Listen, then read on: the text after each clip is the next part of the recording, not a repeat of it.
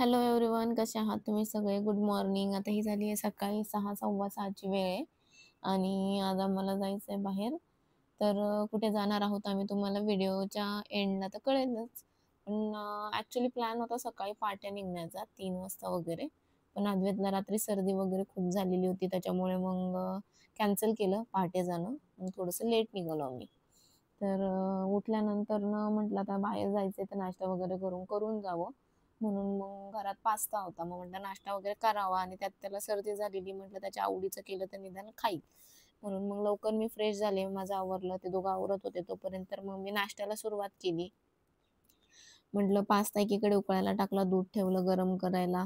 म्हटलं आता सकाळची वेळ आहे, पटकन नाश्ता करून निघावं. मग परत मध्येच कुठे थांबायलाच नको. मग डायरेक्टली आपल्याला आपल्या स्पॉटवर जाता येईल जिथे आपल्याला जायचं होतं. तर मग घाई गडबडीमध्ये मी पटकन आमचा जो नाश्ता होता, चहा होता हे रेडी केलं आणि त्यानंतर मग आम्ही जाण्यासाठी निघालो.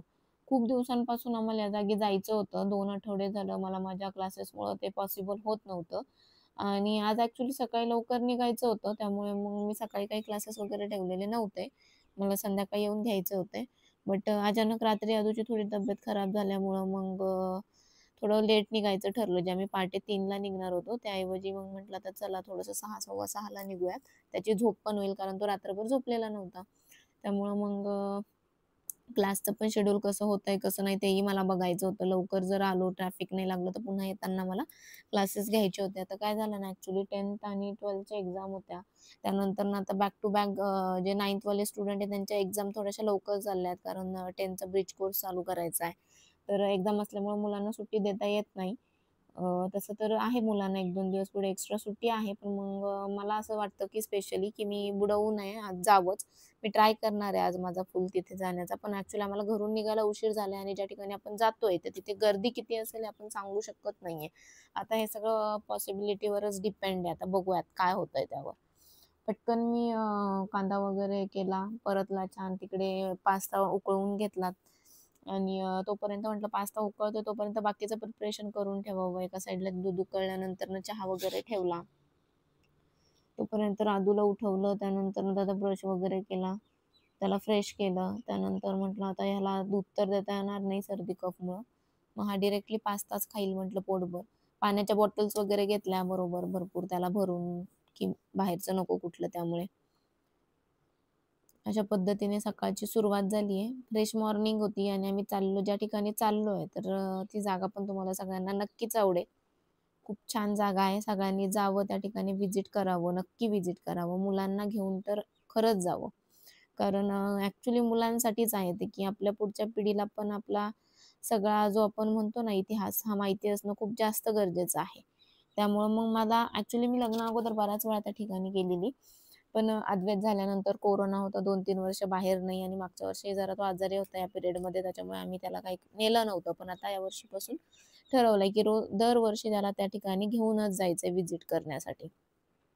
तर अद्वैतची पहिली वेळ होती तिथे व्हिजिट करण्याची. तो जास्त एक्सायटेड होता, की आपण कुठे चाललोय ट्रिपला वगैरे आणि त्याला आम्ही सांगितलेलं, की आपल्याला जय बाप्पाला जायचंय म्हणून. तर तो 2 दिवस आधीपासूनच नाचत होता, की आता आपल्याला जय बाप्पाला जायचं आहे म्हणून. पटकन पास्ता मी काढून घेतला उकळलेला. त्यानंतर थंड पाण्याने तो गार केला परत आणि लगेचच मी टाकून दिला त्यामध्ये. कारण मग मला ऑलरेडी घाई झालेली होती आणि बाहेर पुन्हा त्याला म्हटलं हा तेलकट वगैरे खाईल आणि सकाळची वेळ होती. थोडं सकाळचा टायमिंग निघून गेला की तो नॉर्मल होतो. दुपारी काही त्याला खोकला वगैरे नसतो. पण थोडंसं रात्री आणि सकाळी जास्तच त्याचं छाती जाम होते. त्यामुळे म्हटलं की चला आता घरीच बनवूयात नाश्ता. मग पटकन नाश्ता बनवला. अद्वैत ऑलरेडी रेडी होऊन बसलेलाच होता. त्याला नाश्ता खाऊ घातला. त्यानंतर आम्ही दोघांनी नाश्ता केला, चहा घेतला आणि त्यानंतरनं मग आम्ही निघालो आमच्या डेस्टिनेशनला जाण्यासाठी. अद्वैतला पास्ता आवडला. त्याला आवडतोच पास्ता, पण आम्ही अव्हॉइड करतो जास्त देणं मैदा. कधीतरी एकदा आता लहान मुलंच आहे आणि मग बाहेरचं काही देण्यापेक्षा आपलं घरगुती बनवून दिलेलं बेटर. जसं की आपण दिवाळीमध्ये करंज्या, शंकरपाळे ह्या गोष्टी बनवतो, त्या पण तर त्या मैद्याच्याच आहेत. मैद्याला डायरेक्टलीच पूर्ण एकदमच अनहेल्दी नाही म्हणू शकत. तुम्ही सारखं-सारखं कंझ्युम करत असाल तरच ती गोष्ट अनहेल्दी असते. अदरवाईज कधीतरी एकदा खातायत तर दॅट इज ओके. आणि घरी बनवलेली वस्तू तर मोस्टली त्याला आपण हेल्दीच म्हणावं लागेल आपल्याला. हे आमचा बॅग होता. एका बॅगमध्ये मी आमचं थोडंसं सामान घेतलं होतं अद्वैतचं खाण्याचं वगैरे. त्यानंतर आदूची पाण्याची बॉटल, आमच्या बॉटल. मला निघताना आठवलं की आपण जिथं कुठे चाललोय तिथे आपण आपली फुलं घेऊन जावीत. ॲक्च्युअली 2-3 दिवसापूर्वी कटिंग केली होती, झाडाला फुलं नव्हती. पण का काय माहिती आज सकाळी मला इच्छा झाली आणि मी जाऊन बघितलं तर छान असं फुल शेवंतीलाही आलेलं होतं आणि 2-3 पिंक कलरची फुलं पण फुललेली होती. म्हटलं बहुतेक फुलांना पण आमच्याबरोबर यायचं असेल जिथं आम्हाला जायचं होतं. मस्त असे छान ताजे टवटवीत सकाळीच फुललेली फुलं होती. तेवढी मी फुलं सोबत घेतली माझ्या बॅगमध्ये आणि त्यानंतर आम्ही निघालो. अद्वैत आणि त्याचे वडील अगोदरच खाली गेलेत गाडीमध्ये बसण्यासाठी. मी मागून डोअर वगैरे लॉक केला आणि त्यानंतर मीही निघाले खाली जाण्यासाठी. आता कुठे चाललो असं आम्ही ओळखं बघू. चला तर आता तुम्हाला कळेलच. ऑलरेडी हे लोकं खाली जाऊन बसलेली होती. त्यामुळं मग मी गेले आणि आम्ही लगेच निघालो. तिथं माझा वेटच करत होते. अद्वैत मस्त असा मागे बसलेला होता. चला तर आता आम्ही निघालेलो आहे आमच्या प्रवासासाठी. कुठे चाललेलो आहे हे तर तुम्हाला कळेलच आता पाठी बघून की आम्ही कुठे चाललेलो आहे. मस्त वातावरण होतं. तरी आम्हाला सकाळी निघायला लेट झालेला. त्यामुळं ऊन वाढलेलं. जर पहाटेचं जे प्लॅनिंग होतं ते वर्कआउट झालं असतं तर आम्ही पहाटे 4-5 वाजता ॲक्च्युअली त्या स्पॉटवर असतो. पण ठीक आहे काही हरकत नाही. आता जे होतं ते चांगल्यासाठीच होतं. थोडंसं लेट निघालो आम्ही. 8 वाजले होते आम्हाला घरातून निघायला. अद्वैतची रात्री असं सर्दीमुळे झोप नव्हती झालेली त्यामुळे थोडा वेळ तो मागे पेंगाळला आणि नंतर पुढे येऊन मग झोपला. जोपर्यंत आम्ही स्पॉटवर पोहोचत नाही तोपर्यंत त्याने एक छान झोप घेतली आणि आता त्याची झोप झाल्यामुळे तो जरा शांत झाला होता. नाही तर सकाळपासून तो खूप चिडचिड करत होता. हे बघा आलो आहेत आपण आपल्या डेस्टिनेशनला तुळापूरला. मी जवळपास सकाळी 10-10:30च्या दरम्यान तिथे पोहोचलो असं कारण जातानाही आम्हाला ट्रॅफिक खूप लागली होती. तिथे गाडी पार्क करायला अक्षरशः जागा नव्हती. खूप मोठी लाईन लागलेली होती. हेच अव्हॉइड करण्यासाठी आम्हाला पहाटे जायचं होतं अभिषेकासाठी. पण ते पॉसिबल नाही झालं. बट पुन्हा मग आता अजूनच गर्दी वाढत गेली असती. बलिदान मास चालू आहे त्यामुळे. तर म्हटलं नाही आता ठरवलंय तर आजच जायचं म्हटलं. त्यामुळे मग आम्ही निघालो सकाळी आणि वेळेत तिथे पोहोचलो. हे बघा आदू मस्त तिथे उभा होता, फोटो वगैरे काढत होता. हे बघा इथे तिथले जे ट्रस्टची मंडळी त्यांची नावं आहेत शिवले वगैरे ज्यांनी ॲक्च्युअली ते जे संभाजी महाराज आहे त्यांचे जे तुकडे टाकले होते औरंगजेबाने ते व्यवस्थित शिवून त्यांच्यावर अंत्यसंस्कार केलेली जी लोकं होती त्यांचं नाव आता तसंच ते शिवले पुढे कॅरी फॉरवर्ड झालेलं आहे. आम्ही लाईनीला उभं राहिलो. त्यानंतर मस्त अशा 2-3 चंद्रकोर घेतले आदूसाठी. फंक्शनला वगैरे लावण्यासाठी. तिथेच आम्हाला त्यांनी छान असा गंध लावून ट्रायल दिली त्याची. आणि इथं आल्यावर डोक्याला गंध हा मस्टच आहे. कारण आपल्या डोक्यावर गंध राहावा यासाठीच संभाजी महाराजांनी आपल्या प्राणाचा त्याग दिलेला आहे. त्यामुळं मग आपल्या कपाळावर हा गंध राहिलाच पाहिजे. मस्त असे छान-छान क्रिएटिव्हिटी होत्या त्या काकांकडे. खूप छान ते ॲक्च्युअली तिथे बसल्या-बसल्या रन टाईम ते बनवत सुद्धा होते. आणि मग त्यानंतर आम्ही दोघांनी तिथून काही आम्हाला हवे असणारे गंध होते ते घेतले आकार मोल्ड. त्यानंतर आम्ही पुन्हा लाईनला उभे राहिलो. खूप ऊन होतं, डोळे चमकत होते. पण चप्पल वगैरे बाहेरच काढून आम्ही आलेलो. पण तरीसुद्धा अद्वैत उभा राहिला कारण त्याला खूप जास्त एक्साइटमेंट होती की आपण देवाला चाललेलो आहे. आणि व्यवस्थित छान असा तो लाईन दिला श्री श्री श्री छत्रपती शिवाजी महाराज की जय. आता तुम्ही आवाज ऐकलाच असेल लहान मुलांचा. शाळेच्या ट्रिप आल्या होत्या खूप साऱ्या. त्या गावातल्या ट्रिप आल्या होत्या. गावागावात मुलं एकत्र येऊन त्या ठिकाणी येत होते. छोटी-छोटी मुलं गर्जना, घोषणा करत होते. आदूला फार एक्साइटेड वाटलं. तोही त्यांच्याबरोबर बोलत होता, घोषणा देत होता. त्यानंतर तिथं छान असं बुक स्टॉल होतं. त्यामध्ये मृत्युंजय, बहिर्जी, त्यानंतर बुद्धभूषण, छावा, श्रीमंत योगी खूप सारे पुस्तकं होते. तुम्हाला पाहिजे त्या प्रकारचे होते ऐतिहासिक पुस्तकं. त्यातली बरीचशी मी वाचलेली आहे ऑलरेडी. येताना मी 1-2 घेण्याचा प्लॅन पण आहे माझा. बघूयात अजून काय-काय नवीन मिळतंय. हे कवी कलश यांची समाधी आहे. पुन्हा आपण बघूयाच. आता आम्ही लाईनीला आहे ऑलरेडी. तर दर्शन वगैरे झाल्यानंतर आपण पुन्हा एकदा या समाधीवर येणार आहोत. माझ्या मागे तुम्हाला संगमेश्वराचं मंदिर दिसतंय. पुरातन मंदिर आहे ते सुद्धा खूप.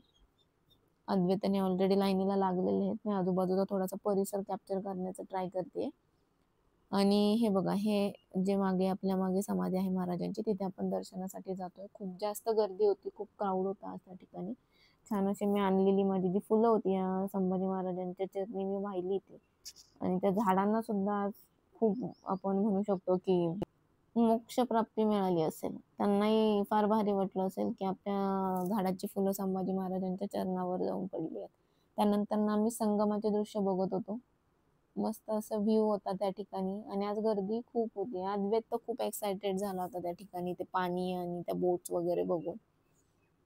त्यानंतर म्हटलं आपण अगोदर खाली संगमावर जाऊन येऊयात, पाय वगैरे धुऊयात आणि मग जाऊयात मंदिराकडे. मस्त असा रानमेवा होता या ठिकाणी.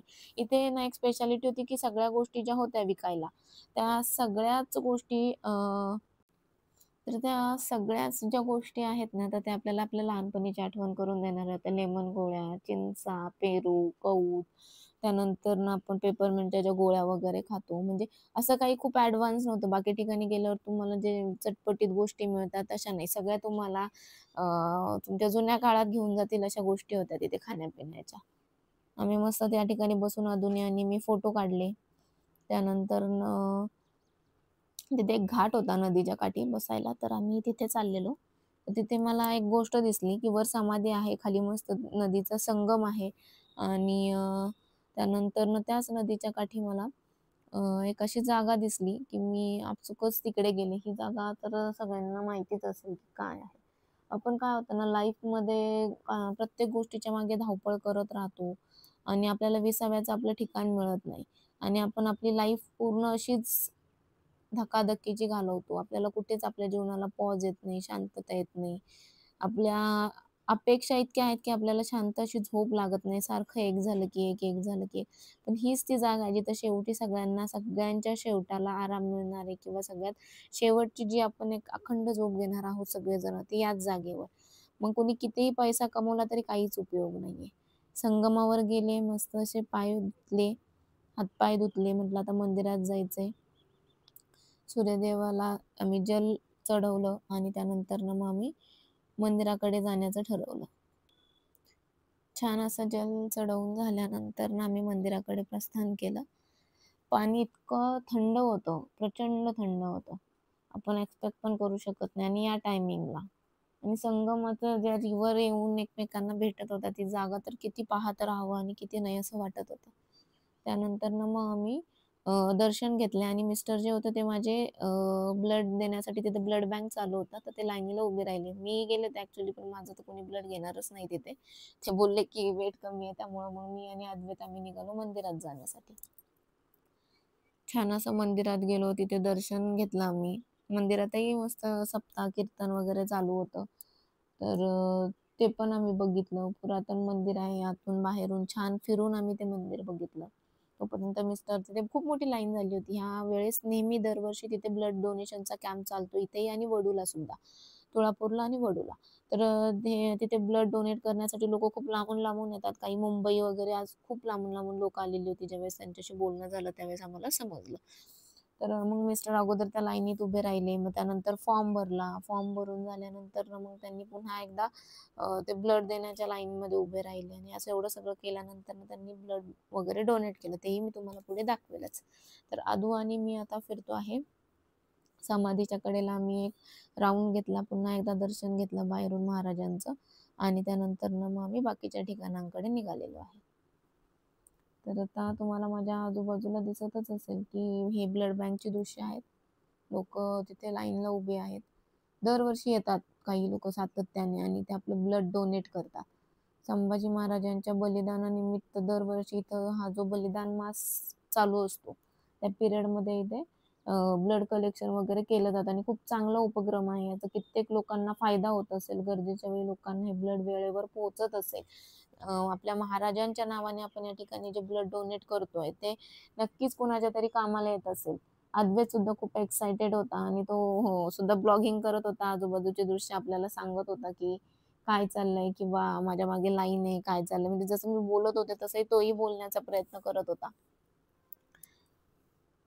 थोडा वेळ ऊन होतं खूप, त्याच्यामुळे पाय वगैरे भाजलेले. अद्वैतला घेऊन थोडा वेळ मी साईडला बसले. त्यानंतरनं मग आम्ही दोघं पुन्हा निघालो मंदिराकडे जाण्यासाठी. मंदिरातली दृश्य मी तुम्हाला आता दाखवेलच.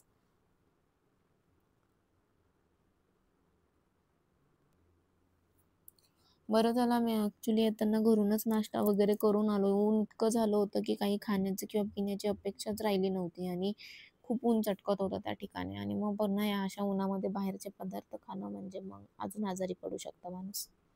हे आम्ही दोघं जण कवी कलशांच्या समाधीकडे गेलो, त्यांचं दर्शन घेतलं आणि त्यानंतर ना मग आपली मंदिराकडे, मेन जो मंदिराचा गाभारा आहे तिकडे जाण्यासाठी निघालोच होतो, की आम्हाला आमच्या समोर संभाजी महाराजांची एक छान अशी मूर्ती दिसली आणि तो जो स्टॅच्यू होता खूप सुंदर होता. तिथे ऑलरेडी खूप मुलं गर्दी करून उभे होते. मी अद्वैतला ते दाखवण्यासाठी नेला. तिथे छान अशी रांगोळी सुद्धा काढलेली होती. ते बघून आम्ही नंतर मग तिथेही आम्ही प्रणाम करून आलो आणि मी पुन्हा मग बाहेर निघालो त्या पोर्चमधून आणि मंदिराच्या दिशेने निघालो. मंदिराच्या ठिकाणी खूप जास्त गर्दी होती.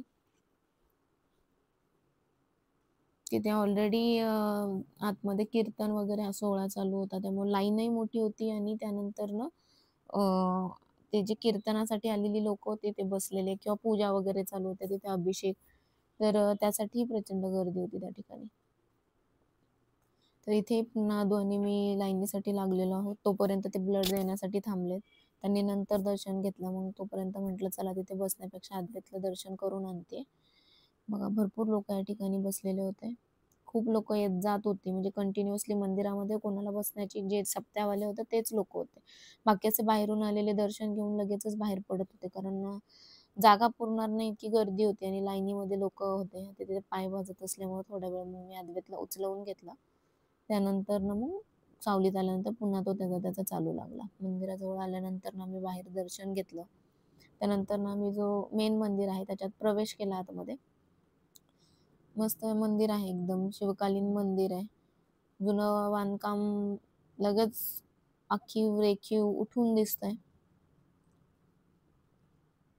खांब वगैरे मस्त काम केलेलं होतं त्या ठिकाणी कोरीव काम. आतमध्ये एवढे व्हिडिओज क्लिअर नाही आलेले. हे बघा ही गणपतीची मूर्ती आहे आणि ती मेन म्हणजे अखंड मूर्ती आहे. ही एक सिंगल मूर्ती म्हणजे एका पीसमध्ये कोरलेली मूर्ती आहे अखंड आणि ती 1633 ची मूर्ती आहे. म्हणजे आणि ह्या ठिकाणी आपले संभाजी महाराज, शिवाजी महाराज हे दर्शनासाठी यायचे म्हणजे नक्कीच या मूर्तींनी आपले देव पाहिलेलेच असतील. किती भारी वाटतं ना अशा ठिकाणी गेल्यावर, की जिथं आपले महाराज येऊन गेलेले आहेत. छत्रपती संभाजी महाराज वगैरे यांचे पदस्पर्शाने पावन झालेल्या ज्या जागा आहेत, जिथं आज आपल्याला जायला मिळतंय. यातच किती आपलं भाग्य आपण समजावं, की ज्या ठिकाणी आपल्या महाराजांच्या पायाची धूळ लागली, त्या जागी आपल्याला जायला मिळतंय. मला फार भारी वाटतं अशा ठिकाणी व्हिजिट करायला, ज्या ठिकाणी आपला ऐतिहासिक वारसा आहे आणि त्या जागी आपण जाऊन व्हिजिट करतो आणि आपल्या ज्या इतिहास आहे, त्याला आपण पुन्हा नव्याने जगण्याचा प्रयत्न करतो. अशा पद्धतीने आम्ही मंदिरामध्ये जाऊन आलो आणि छान असं दर्शन झालं. बाहेर येऊन अद्वैतने आणि मी नंतर ना मग गणपती बाप्पांचं आणि विठ्ठल रुक्मिणीचंही दर्शन घेतलं आणि त्यानंतर ना मग आम्ही मंदिराच्या बाहेर पडलो. छान पद्धतीने आमचे दर्शन झाल्यानंतर ना आम्ही बाहेर आलो आणि त्यानंतर एक प्रदक्षिणा घातली मंदिराला. मंदिराचं बांधकाम तुम्ही बघू शकता. इतकं वाखाणण्याजोगं होतं आणि म्हणजे प्राचीनकालीन कुठलीही गोष्ट असली ना, तर तिची ब्युटी आपण एक्सप्लेनच करू शकत नाही आपल्या शब्दामध्ये. आणि मेन म्हणजे ना ही जागाच इतकी पावन आहे, की या ठिकाणी संभाजी महाराजांचे पाय लागलेत. ह्यातच सगळ्या गोष्टी आल्यात. हे मंदिर असू देत किंवा मी जिजाऊ आणि शिवरायांचं जे शूट केलं होतं, आपल्या महाराजांवर आणि आऊसाहेबांवर आम्ही जो फोटो शूट केला होता, त्यांची ड्रेपरी आम्ही कॉपी करून करण्याचा प्रयत्न केला होता. तर ते सोमेश्वरवाडीचं मंदिर पण जे सूसमधलं आहे ना, अनेक ऐतिहासिक जे पुस्तकं आहेत, त्यामध्ये त्या मंदिराचाही उल्लेख आहे सोमेश्वरवाडीच्या मंदिराचा, की जिथे आपले छत्रपती शिवाजी महाराज येऊन गेलेले आहेत. त्यांना ती जागा आवडायची, त्या ठिकाणी ते दर्शनासाठी यायचे. किती छान ना. आता ह्या जागेवर फिरून झाल्यानंतर थोड्या वेळ तिथं आम्ही विसावा घेतला. छान अशी मस्त फुलं पडलेली होती. ह्या फुलांचंही नशीब किती आहे. त्या अशा जागी आहेत, की ज्या जागी महाराज कधीतरी येऊन गेलेले किंवा त्यांच्या चरणाची धूळ त्या ठिकाणी लागली. त्या जागी या झाडांना, या फुलांना बहरायला स्कोप आहे किंवा या ठिकाणी ते आहेत. यात त्यांचं किती छान नशीब ना. अशा पद्धतीने आम्ही थोडा वेळ बसलो मंदिराच्या मागे आणि त्यानंतर ना पुन्हा मग आम्ही निघालो ब्लड कॅम्पच्या दिशेने. काहीतरी त्या मंदिराच्या ह्याच्यावर लिहिलं होतं. मी ते पुसण्याचा प्रयत्न केला, बट पूर्णपणे निघाला नाही. लोकं हे असं कसं वागू शकतात मला तेच कळत नाही.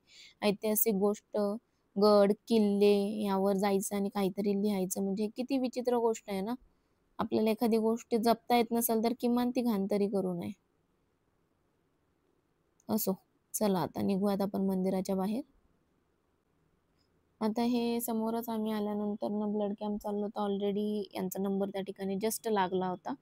त्यानंतर त्यांनी तिथं ब्लड वगैरे डोनेट केलं. माधू आणि मी त्या ठिकाणी थोडंसं बसून राहिलो. म्हटलं जोपर्यंत यांचं ब्लड डोनेट होतंय तर आता सावलीला बसूयात. बराच वेळ पाय भाजले होते उन्हामध्ये. त्यामुळं मग आम्ही त्या ठिकाणी बसून राहिलो. तिथं बरीच मुलं छोटी-छोटी खेळत होती. तर अद्वैत पण त्यांच्याजवळ बसला थोडा वेळ. अशा पद्धतीने त्यांनी ब्लड डोनेट करून झालं. त्यानंतर मग त्यांना मस्त अशी महाराजांची फ्रेम आणि प्रमाणपत्र मिळालं त्या ठिकाणी ब्लड डोनेट केल्याबद्दल. अशा पद्धतीने मग आमचं दर्शन वगैरे व्यवस्थित झालं. त्यानंतर खूप ऊन वाढलं होतं. हे आहे वडूच्या इथली समाधी महाराजांची. तिथेही आज बऱ्यापैकी गर्दीच होते. दर्शनं वगैरे झाल्यानंतर मग आम्ही आमच्या जाऊबाई आहेत त्यांच्या घरी गेलो. तिथे जेवणं वगैरे केली. थोडंसं ऊन वगैरे उतरलं आणि त्यानंतर आम्ही परतीच्या प्रवासाला निघालो. मात्र खूप जास्त ट्रॅफिक होतं. आम्हाला ऑलरेडी लेटही झाला होता. त्यामुळे जे माझा संध्याकाळी क्लास घेण्याचा मोटिव्ह होता तो काही सक्सेस झाला नाही. चला तर व्हिडिओ कसा वाटला कळवा. मग भेटूयात नेक्स्ट व्हिडिओमध्ये.